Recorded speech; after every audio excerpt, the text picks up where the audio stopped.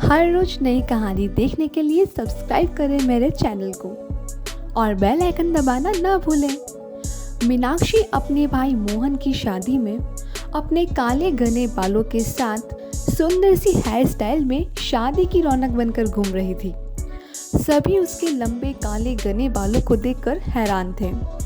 शादी की सारी रस्में पूरी कर कर जब विदाई कर कर मीनाक्षी अपने भाई मोहन और नई नवेली भाभी अंजलि के साथ कार में बैठती है, तब उसके लंबे काले घने बाल देखकर अंजलि उससे बोलती है, अरे वाह दीदी, आपके ये काले घने बाल तो बहुत ही सुंदर लग रहे हैं। शादी में सभी आपके बाल की तारीफ कर रहे थे।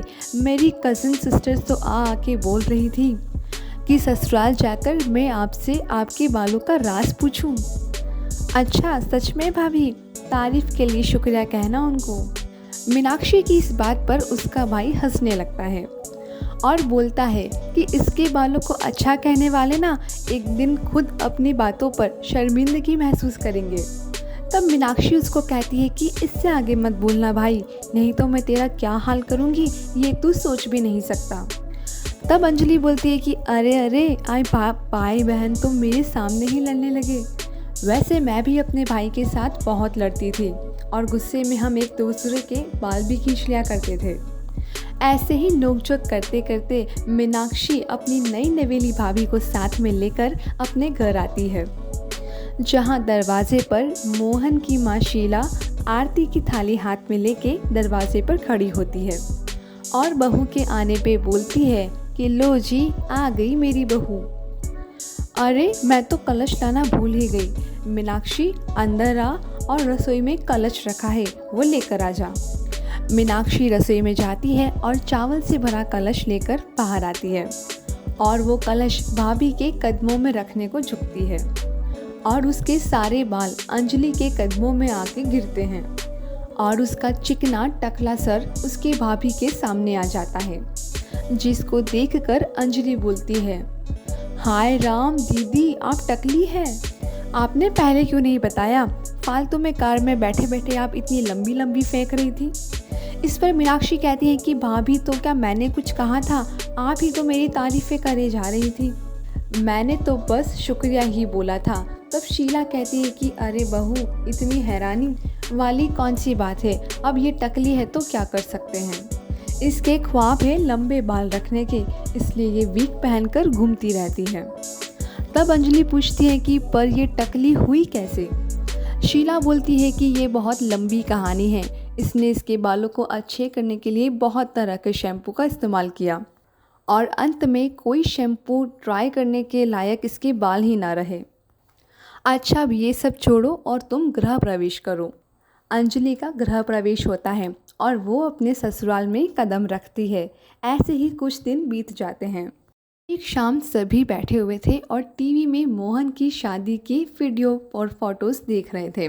तब मीनाक्षी नोटिस करती है कि सारी लड़कियां उसके घने काले लंबे बालों को देखकर मुस्कुरा रही है और उसके बालों को घूर रही होती है। ये तस्वीर देखकर मीनाक्षी बोलती है कि ये सारी लड़कियां मेरे बालों को निहार रही थी, कितना सुंदर हेयर स्टाइल था मेरा, सबसे यूनिक, काश ऐसा हेयर स्टाइल मैं फिर से कर पाती। तब अंजलि बोलती है कि बेचारी लड़कियां सोच रही होगी कि आपसे आपके बालों का राज पूछे, लेकिन सच्चाई जानने के बाद तो वो सब अपने बालों को आपसे छुपा के रखेगी। तब मीनाक्षी बोलती है कि बस भाभी, इतना भी मजाक मत बनाओ, आपको पता नहीं है, पहले मेरे भी बाल लंबे काले और घने हुआ करते थे, लड़कियां जलती थी मेरे बालों से। तब शीला कहती हैं कि वो बेचारी लड़कियां इतना जल गई कि अपने आँख से इसके बालों को भी जला गई। शीला की इस बात पर दोनों सास बहू खूब हंसती है और मीनाक्षी गुस्से में अपनी गर्दन झटकते हुए वहाँ से चली जाती है। तभी उसकी वेग उतरकर नीचे गिर जाती है। यह सब देखकर शीला बोलती है कि बेचारी मेरी बच्ची गुस्सा भी नहीं दिखा सकती, उसके सर का ये चांद सबके सामने आ जाता है। तब मीनाक्षी बोलती है कि मम्मी आई हेट यू।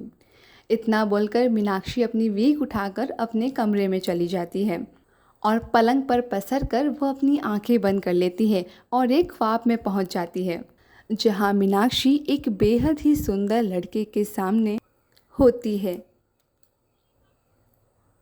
और वो लड़का उसके बेहद करीब आ जाता है और कहता है, तेरी आंखों की नमकीन मस्तियाँ, तेरे टकले सर की बेपरवाह गुस्ताखियाँ नहीं भूलूंगा मैं, जब तक है जान, जब तक है जान।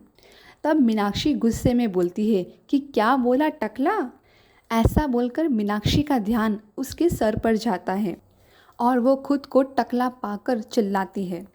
उसी वक्त अंजलि मीनाक्षी के कमरे में आकर उसको ख्वाबों से उठाते हुए कहती है, टकली ननद जी, ख्वाबों से बाहर आओ, मैं बुला रही हूँ। ओ टकली ननद। आंखें खोलते हुए मीनाक्षी अंजलि को घूरते हुए बोलती है, भाभी मेरा नाम मीनाक्षी है, आप शायद भूल रही हैं। और ये टकली टकली बोलकर इतना हसीन ख्वाब बर्बाद कर दिया आपने। ओहो मेरी टकली नड़न का ख्वाब। ज़रूर आप ये ख्वाब देख रही होंगी कि आपके काले लंबे घने बालों पर कोई लड़का फिदा हो गया है, लेकिन अचानक ही उसके हाथों में आपकी वीग आ गई और उसको पता चल गया कि इन जुल्फ़ों के अंधेरे में एक चांद बैठा है। तब मीनाक्षी बोलती है कि जाइए आप यहाँ से, चैन से कोई मुझे एक हसीन ख्वाब भी देखने नहीं देता। बेचारी मीनाक्षी को उसके ख्वाब में भी कोई ना कोई उसे टकली होने का एहसास दिला ही देता था। ऐसे ही एक शाम मीनाक्षी कॉलेज से घर आ रही थी। इस वक्त भी उसने अपने टकलेपन को छुपाने के लिए विग पहनी हुई थी। रास्ते में उसके ख्वाब जैसा एक हैंडसम सा लड़का आता है।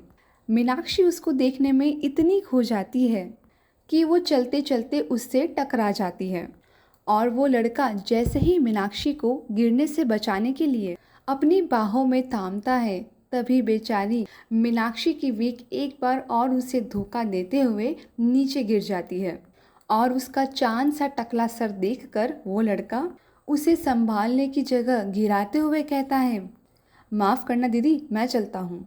मीनाक्षी की सच्चाई सामने आने पर बेचारा ख्वाबों वाला लड़का तो उसे अकेला छोड़कर और गिरा कर चला जाता है। तो वही मीनाक्षी अपने टकलेपन से परेशान होकर घर आकर अपनी विग को फेंक देती है। तभी कुछ देर बाद उसकी माँ शीला मीनाक्षी के कमरे में आकर उसको कहती है, ए टकली, कल तुझे देखने लड़के वाले आ रहे हैं, अपनी विग पहन कर ही रखना, कहीं तेरे ये सर के चांद को चमकता हुआ देखकर वो रिश्ते से मना ना कर दे। शीला इतना बोलकर चली जाती है, लेकिन मीनाक्षी अपने इस टकलेपन को छुपा छुपा कर अब थक चुकी थी। अगले दिन आमन नाम का एक लड़का अपनी माँ सविता के साथ मीनाक्षी को देखने आता है।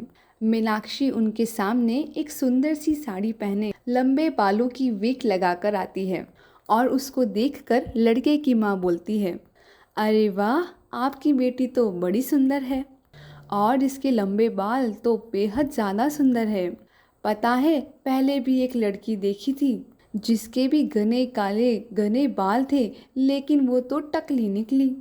पता नहीं आजकल की लड़कियों को क्या होता जा रहा है, कम उम्र में ही टकली हो जा रही है।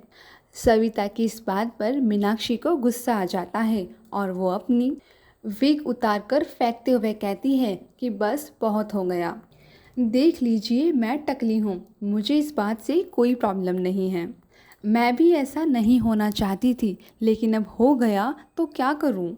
मेरे भी ख्वाब थे कि मेरे पास लंबे बाल हों और मैं अलग अलग तरीके की हेयर स्टाइल ट्राई कर सकूं, लेकिन क्या करें, अब बाल ही नहीं हैं तो ख्वाब ख्वाब ही बनकर रह गया। अब बताइए कि आपको मैं पसंद हूँ या नहीं। सविता मीनाक्षी को देखते हुए मुस्कुराती है और बोलती है, अरे बेटा, हमें तो तू हंसते हंसते पसंद है, हमें तो पहले ही सब कुछ पता था तेरे बारे में, और ये जो बात हमने कही थी ना, वो तुम्हारी भाभी के कहने पर कही थी। तब मीनाक्षी कहती है, तो भाभी आपने बोला इन लोग को मुझे नीचा दिखाने को। तब अंजलि कहती है कि नीचा दिखाने को नहीं बोला, आपको सच्चाई से रूबरू करवाने के लिए बोला। दीदी, जब तक आप खुद को ऐसे एक्सेप्ट नहीं करेगी, सामने वाला भी आपको कभी एक्सेप्ट नहीं कर पाएगा।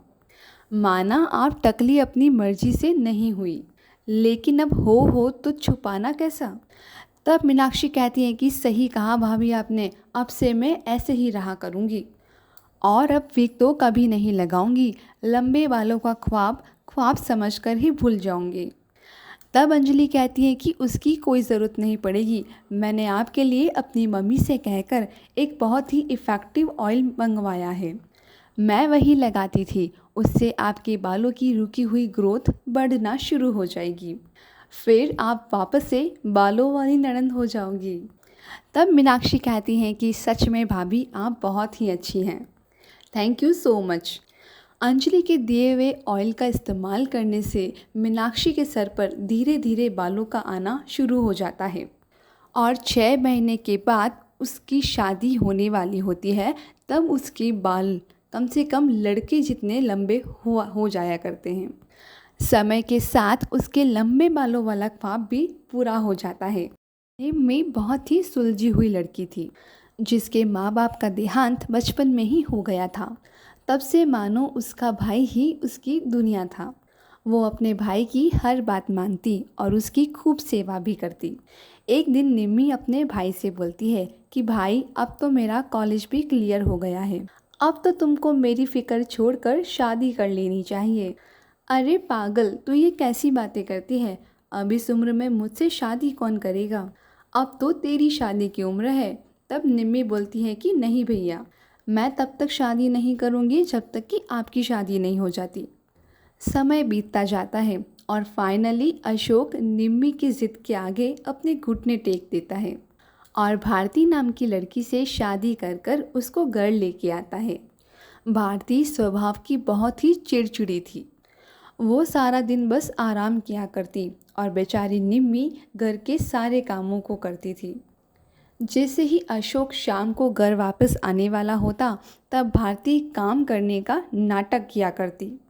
एक दिन अशोक के काम पर जाने के बाद भारती निम्मी से बोलती है, हाय मेरे पैरों में कितना दर्द हो रहा है, काश कोई दबा देता। तब निम्मी कहती है कि भाभी मैं दबा देती हूँ ना। तब भारती निम्मी से पैर दबाने लगती है और शाम को जब अशोक घर आता है तब अशोक को देखकर भारती मन में सोचती है, कहीं ऐसा तो नहीं कि ये निम्मी जाकर अपने भाई को बता दे कि आज मैंने उससे अपने पैर दबवाए हैं। अगर ऐसा हुआ तो अशोक जी राशन पानी लेकर मुझ पे चढ़ जाएंगे। अपनी इस गलती के चलते भारती खुद ही अशोक के पास जाकर बोलती है कि सुनिए जी, इससे पहले कि आपकी बहन आपके पास आकर मेरी चुगली करे, मैं आपको बता देती हूँ कि आज मेरे पैरों में बहुत दर्द था और मैंने आपकी बहन से पैर दबवा लिए।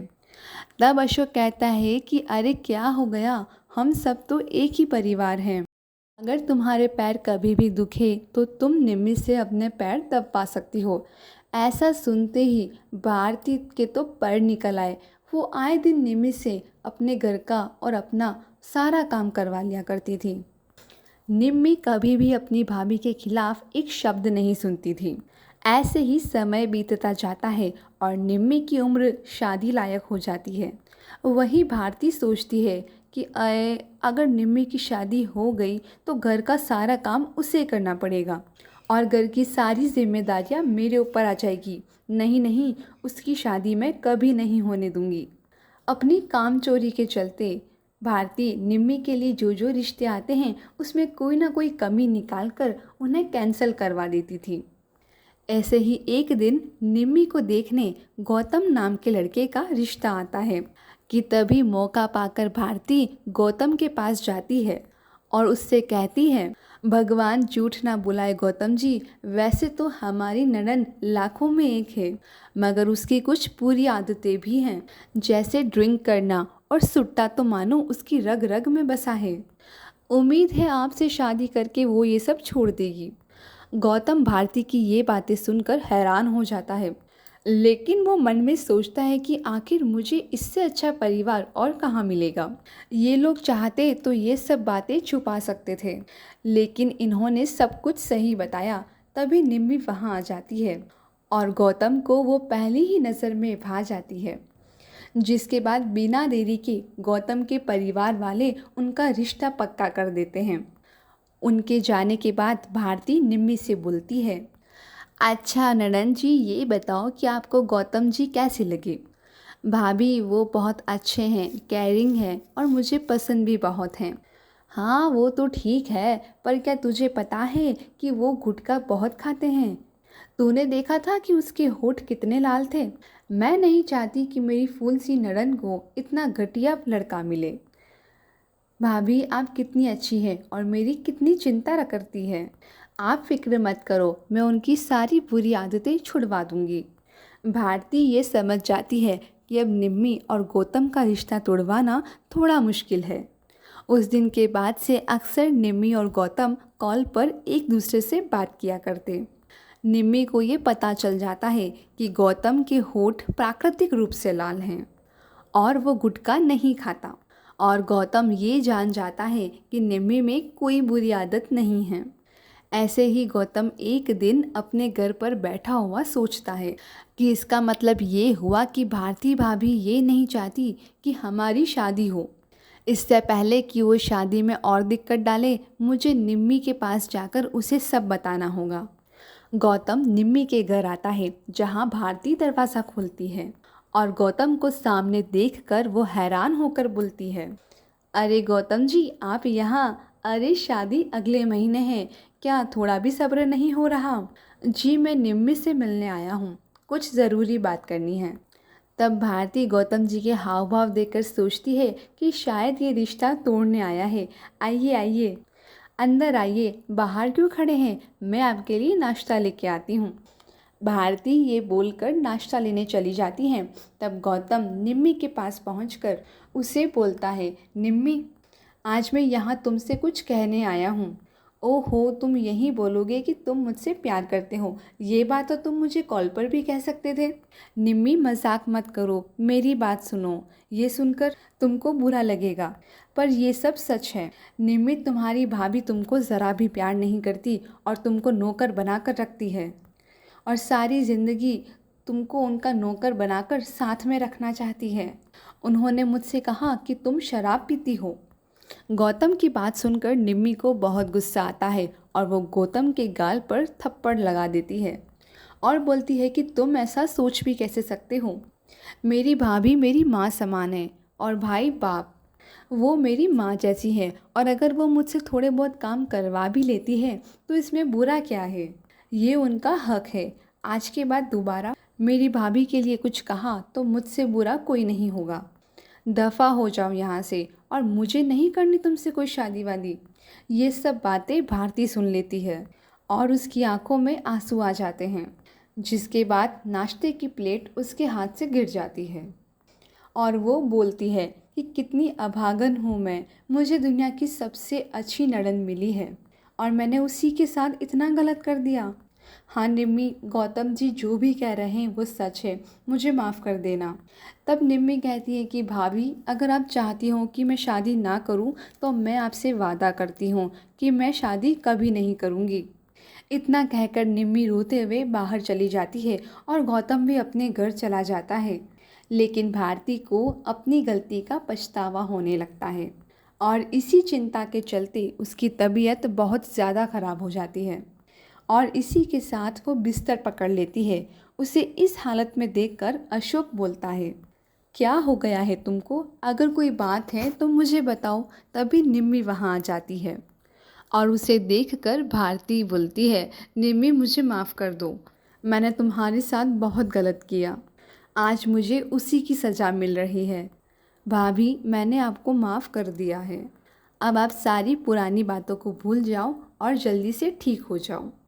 वक्त गुज़रता है और भारती अब धीरे धीरे ठीक हो जाती है, जिसके बाद अब वो खुद निम्मी को लेकर गौतम के घर जाती है और गौतम से बोलती है कि गौतम जी आप भी मुझे माफ़ कर दीजिए, आप जैसा लड़का मेरी निम्मी को अब और कहीं नहीं मिलेगा। भगवान झूठ ना बुलाए, पर आप दोनों एक दूसरे के लिए ही बने हैं। तब गौतम कहता है कि भाभी मुझे निम्मी बहुत पसंद है और मैं इसी से शादी करूँगा। इसके बाद भारती बहुत ही अच्छा सा मुहूर्त देखकर गौतम और निम्मी की शादी करा देती है और भारती निम्मी को अपनी बेटी की तरह प्यार करने लगती है। इसी के साथ साथ भारती भाभी होने के साथ साथ एक माँ का फ़र्ज़ भी निभाती है। वर्षा नाम की एक लड़की थी जो कि अपने हेल्थ को लेकर बहुत ही कॉन्शियस थी। वो कभी मोटी नहीं होना चाहती थी। एक दिन उसको पार्टी में जाना था, लेकिन उसकी जो जीन्स थी उसका बटन ही उससे नहीं लग रहा था। अब वो परेशान हो रही थी कि अरे मैं मोटी कैसे हो गई। कुछ दिन ऑयली और मीठा खा खा कर मैंने अपना वज़न फिर से बढ़ा लिया है। चाहूँ तो नई जीन्स ला सकती हूँ, पर नहीं नहीं, मुझे तो इसी जीन्स में फ़िट होना है। मुझे पतला होना ही होगा, डाइटिंग करनी ही होगी। इतना बोलकर वो फिर से अपनी जीन्स के बटन को बांधने की कोशिश करने लगती है और फाइनली वो रेडी हो जाती है। कुछ ही देर बाद वह अपनी दोस्त चीना मीना के साथ क्लब में पहुंच जाती है और चीना बोलती है, अबे इतनी देर क्यों लगा दी, पता है 1 घंटे से वेट कर रहे हैं तुम्हारा। तब दूसरी दोस्त बोलती है कि और क्या, तेरे बिना हमें कितना सूना सूना लग रहा था। अरे यार सॉरी, वो मुझे रेडी होने में टाइम लग गया था। तुम्हें तो पता ही है कि लड़कियां तैयार होने में कितना टाइम लगाती है। फिर वो मन में सोचती है कि अब इनको क्या बताऊं कि मैं थोड़ी सी मोटी हो गई हूँ और जीन्स का बटन ही नहीं लग रहा था। उस चक्कर में मुझे इतनी देर हो गई। तब उसकी दोस्त बोलती है कि अरे क्या सोच रही है, चल सब छोड़, अब पार्टी करें। तब वह बोलती है कि हाँ चलो चलो।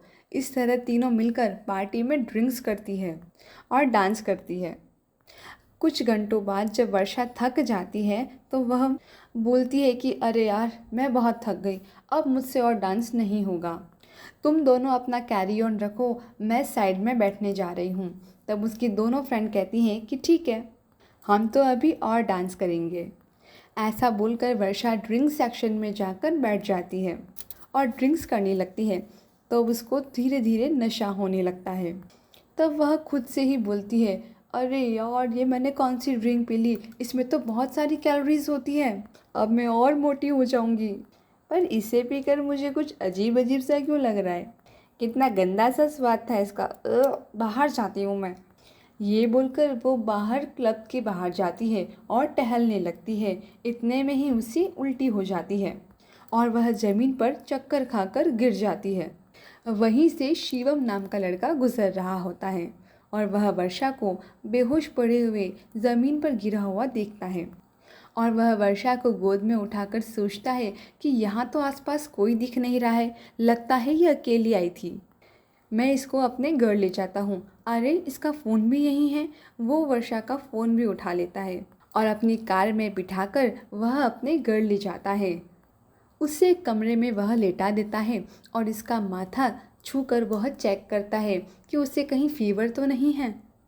तब शिवम सोचता है कि अभी मैं इन्हें सोने देता हूँ, रात बहुत हो चुकी है, और वह साइड में ही कुर्सी लगाकर बैठ जाता है और उसे उस कुर्सी पर ही नींद आ जाती है। सवेरे उठकर वह चाय नाश्ता बनाता है और वो कमरे में पहुंचता है जहां उसने वर्षा को लेटाया हुआ होता है और उसके लिए और खुद के लिए नाश्ता लेकर जाता है। तब शिवम वर्षा को देख के सोचता है कि स्माइल कर कर कितना अच्छे से सो रही है, चलो अच्छा है, रात को थक गई होगी, नींद पूरी हो जाएगी। वो इतना सोच ही रहा होता है कि उसके हाथ लगने से एक आवाज़ होता है, वो नीचे गिरकर टूट जाता है और उसकी आवाज़ से वर्षा की नींद खुल जाती है। जिसके बाद सर पकड़कर वो बोलती है कि आए ये मैं कहाँ आ गई हूँ, कहाँ है मेरी दोस्त, मैं यहाँ क्या कर रही हूँ और तुम कौन हो। तब वो शिवम से पूछती है कि मैं यहाँ कैसे आई हूँ और मेरी फ्रेंड्स कहाँ हैं, मैं तो क्लब में थी। तब वह बोलता है कि क्या तुम ठीक हो। शिवम उसे कहता है कि मैं बताता हूँ आपको, कल आप मुझे क्लब के बाहर मिली, कोई आपके आसपास था ही नहीं, इसलिए मैं आपको अपने घर ले आया। तब वर्षा उसे थैंक यू बोलती है कि आपने मेरा इतना ख्याल रखा। फिर वह मन में सोचती है कि चीना मीना मुझे ढूंढ रही होगी, मुझे उन्हें फ़ोन करना चाहिए, पर मेरा फ़ोन कहाँ है, मुझे तो कुछ याद ही नहीं आ रहा। तब शिवम कहता है कि अरे आप हाइपर मत हो, आपका फ़ोन तो ये रहा, पर मेरे पास इसका चार्जर नहीं था और आपका फ़ोन डेड हो चुका है। तब वर्षा कहती है कि कोई बात नहीं, अब मैं अपने घर चली जाती हूँ, मेरी मम्मी मेरा इंतज़ार कर रही होगी। तब शिवम कहता है कि अरे आराम से, शायद आपको हैंगओवर अभी भी है और आप खुद से जाने की हालत में लग नहीं रही। नो इट्स ओके, मैं चली जाऊंगी। तब शिवम कहता है कि नहीं, आप यहीं बैठिए, थोड़ी देर आराम कर लीजिए, तबीयत ठीक लगे तब आप चले जाना और ये जूस पीजिए और नाश्ता कर लीजिए। तब वर्षा बोलती है कि अच्छा जी, मैं नाश्ता कर लूँगी, डोंट वरी। फिर वर्षा उससे पूछती है कि वैसे आपने अपना नाम नहीं बताया मुझे। तब शिवम कहता है कि मेरा नाम शिवम है, और आपका? मेरा नाम वर्षा है। चलो अच्छा है, ब्रेकफास्ट तो आप लाइट बना कर लाए हैं, ये तो मैं खा ही सकती हूँ। तब कुछ नाश्ते को देखकर वह सोचती है कि इसमें तो बहुत ही फैट होगा, अरे अरे मैं तो ये नहीं खा सकती। आज से तो मेरी डाइटिंग स्टार्ट है। शिवम, आप एक काम कीजिए, ये नाश्ता आप कर लीजिए और मैं जूस पी लेती हूँ। वो क्या है ना कि मुझे लाइट ब्रेकफास्ट पसंद है। तब शिवम कहता है कि ओके, पर ये सब लाइट ब्रेकफास्ट में ही आता है। तब वर्षा कहती है कि नहीं नहीं। कुछ देर तक दोनों बहुत बातें करते हैं और उनके बीच काफ़ी अच्छी बॉन्डिंग हो जाती है। कुछ घंटों बाद में वह शिवम उसे घर ड्रॉप करता है और उसे चॉकलेट देता है। तब वर्षा बोलती है कि नहीं नहीं, ये तो मैं खाकर बहुत ही मोटी हो जाऊंगी, ये मैं नहीं ले सकती। फिर मन में सोचती है कि उसे बुरा लग जाएगा, तो वो चॉकलेट लेने के लिए हाँ बोल देती है। अगले दिन दोनों फिर से मार्केट में टकराते हैं। धीरे धीरे दोनों में नज़दीकियाँ बढ़ने लगती है और उन दोनों को एक दूसरे से प्यार हो जाता है। ऐसे ही एक दिन वर्षा वेटिंग मशीन से अपना वेट चेक करती है और देखती है कि उसका वेट बिल्कुल नहीं घटा है। उसके बाद वो अपनी कमर का नाप लेती है, जो इस वक्त 30 की हो चुकी थी। इसके बाद वह खुद से बोलती है कि तेरा तो वेट और इंच दोनों बढ़ गया है, अब से प्रॉपर डाइट को फॉलो करना ही होगा। आज से डिनर लंच सब कुछ कैंसिल, अब खाली सैलेड और जूस ही खाना पीना है। वर्षा अपनी जॉब पर जाती है और लौटते वक्त वह शिवम से मिलकर बोलती है कि क्या मैं तुम्हें मोटी लग रही हूँ? तब वह बोलता है कि नहीं, मोटी तो नहीं हो तुम। तब वर्षा बोलती है कि सही से देखो यार, मेरी कमर देखो कितनी मोटी हो गई है। तब शिवम कहता है कि अरे पगली, इतना तो चलता है, नॉर्मल है, तुम तो काफ़ी अच्छी लग रही हो। तब वह बोलती है कि अरे पागल हो क्या? तब शिवम कहता है कि अब जो है वो ही बोल रहा हूँ, कुछ झूठ तो कहा ही नहीं। तब वर्षा कहती है कि तुम ना कुछ भी बोले जा रहे हो, जब तक मैं अपनी इस पुरानी वाली जींस में फ़िट नहीं बैठती तब तक मैं डाइटिंग और जिम को चालू रखूँगी। शिवम उसे कहता है कि ओके, जैसी तुम्हारी इच्छा, और शिवम उसे घर ड्रॉप कर देता है। वर्षा अपने घर चली जाती है और कपड़े बदल कर कसरत करना शुरू कर देती है। ये सिलसिला कुछ समय तक चलता रहता है और ऐसे ही अगले दिन सुबह जब वो उठती है तब बोलती है कि ओह नो, मुझे तो बहुत ही नींद आ रही है, बिल्कुल मन नहीं कर रहा वर्कआउट करने का। एक काम करती हूँ, कल ना आज का और कल का दोनों दिन का वर्कआउट एक साथ ही कर लूँगी, आज मैं सो जाती हूँ। कुछ दिन बाद वो अपनी वेस्ट को मेज़र करती है और वो ये देखकर बहुत ही खुश हो जाती है कि अब उसकी कमर 25 की हो गई है, जिसके बाद उसको उसकी पुरानी जीन्स फिट आने लगी है और शिवम से मिलने वह क्रॉप टॉप पहन कर जाती है। तब शिवम उसको देखकर बोलता है, यू आर लुकिंग अमेजिंग वर्षा, तुम बहुत ही सुंदर और प्रीटी लग रही हो, आखिर डाइट करके ही मानी हो तुम। तब वर्षा बोलती है कि हाँ वो तो है, और आज मैं बहुत खुश हूँ। मैं तुम्हें जो उस दिन जिस बारे में बता रही थी, ये वही जीन्स है जो आज मुझे फिट आ रही है। और वह बोलती है कि अब मुझसे तुमसे दूर नहीं रहा जाता, अब ऐसा करते हैं कि हम शादी कर लेते हैं। तब शिवम कहता है कि ठीक है, हम अपने घर वालों से बात तो कर लें और उन्हें बता तो दूं कि उनकी बहू अब अपने ससुराल आना चाहती हैं। शिवम अगले ही दिन अपने और वर्षा के पेरेंट्स से बात करता है और दोनों के पेरेंट्स इस शादी को मंजूरी दे देते हैं और 1 महीने के अंदर दोनों की शादी पूरे धूमधाम से हो जाती है। वक्त उठाना स्टार्ट कर देती है और वो अपना वेट चेक करती है। पहले से उसका वेट 2 किलो बढ़ा हुआ होता है, जिसे देखकर वो फिर सोचती है कि लगता है अब मुझे फिट से डाइटिंग करनी होगी। वो इतना सोच ही रही होती है, तभी उसकी सास उसको आवाज़ लगाती है कि नाश्ते में क्या देर है। तब वह कहती है कि नाश्ता रेडी है, मैं अभी लेकर आती हूँ, और सब जने डाइनिंग टेबल पर बैठकर नाश्ता कर रहे होते हैं। तब उसकी सास अपनी बहू को सैलेड खाता हुआ देखकर पूछती है, अरे बहू, आलू के पराठे खा ले, ये क्या सिर्फ उबली हुई सब्जियां खा रही है। अरे माँ जी, मैं डाइट पर हूँ ना, इसलिए ऑयली फूड नहीं खाऊंगी। तब जमुना कहती है, डाइट कर क्यों रही है, ठीक ही तो है तू, दिखने में तो बिल्कुल पतली दुबली सी ही है। तब उसका हस्बैंड बोलता है कि हाँ वर्षा, तुम फिर से डाइट क्यों कर रही हो, अब तो तुम साड़ी पहनती हो, क्या ज़रूरत है डाइट की। तब वर्षा बोलती है कि ज़रूरी नहीं है तो क्या, लेकिन फिगर मेंटेन करके रखना भी तो अच्छी ही आदत होती है। क्या ज़रूरत है बिना कारण अपने आप को फैलाने की, हेल्दी खाना खाओ और खुश रहो। तब उसकी सास कहती है कि ठीक है बहू, जैसी तुम्हारी इच्छा, लेकिन तबीयत का ख्याल रखना, पता चले कि डाइट के चक्कर में तो लकड़ी हो गई। तब वर्षा बोलती है कि नहीं नहीं माँ जी, ऐसा कुछ नहीं होगा। तब शिवम कहता है कि ठीक है, अगर तुम्हें माँ ने मंजूरी दे दी है तो मैं क्या बोल सकता हूँ। ऐसे ही वक्त बीतता जाता है और वर्षा की डाइटिंग चालू रहती है। और ऐसे ही घर लौटते वक्त शिवम बाजार से समोसे लेके आता है और वर्षा को समोसे हाथ में देते हुए बोलता है कि गरम गरम समोसे लाया हूँ, आओ साथ में खा लेते हैं। उसके मन ही मन समोसा खाने की तो बहुत इच्छा होती है और उसकी खुशबू भी बहुत अच्छी आ रही होती है, लेकिन वो अपने मन को समझाती है कि नहीं नहीं, ये फैट बढ़ा देंगे, ये अपने मोटापा बढ़ाने में बहुत ही कारगर होते हैं, ऑयली फूड मुझे नहीं खाना। और ये सोच के वो उसको मना कर देती है। तब शिवम बोलता है कि मैं तुम्हें आखिरी बार पूछ रहा हूँ, क्या तुम खाओगी। तब वह दिल पे पत्थर रख के बोलती है कि नहीं नहीं, मैं डाइट पे हूँ और मुझे ये सब नहीं खाना। तब शिवम और उसकी माँ, वो दोनों उससे चिढ़ाते हुए समोसे खाने लगते हैं और वो उन दोनों से परेशान होकर अपने कमरे में चली जाती है, जहाँ बैठकर वो उसके हाथ से मोबाइल चलाना शुरू करती है, जिस पर खाने की चीज़ें आने लगती हैं और वो फ़ोन अपना गुस्से में फेंक देती है। वह परेशान हो जाती है और बोलती है कि जहाँ देखो वहीं खाने की चीज़ें आ रही हैं, क्या इनको पता नहीं है कि मैं डाइटिंग पर हूँ। पूरी कायनात मुझे मिलकर बस खाना खाना ही कहे जा रही है। कुछ देर बाद उसके घर की डोरबेल बजती है और वो जैसे ही दरवाज़ा खोलती है तब उसके सामने उसकी पड़ोसन उसके लिए बिरयानी बनाकर लाई हुई होती है और तब वर्षा गुस्से से लाल हो जाती है। अगर आप सभी को कहानी पसंद आई है तो लाइक करें, शेयर करें और सब्सक्राइब नहीं किया है तो आज ही चैनल को सब्सक्राइब ज़रूर करें और बताइएगा कि कहानी में आपको सबसे अच्छा क्या लगा।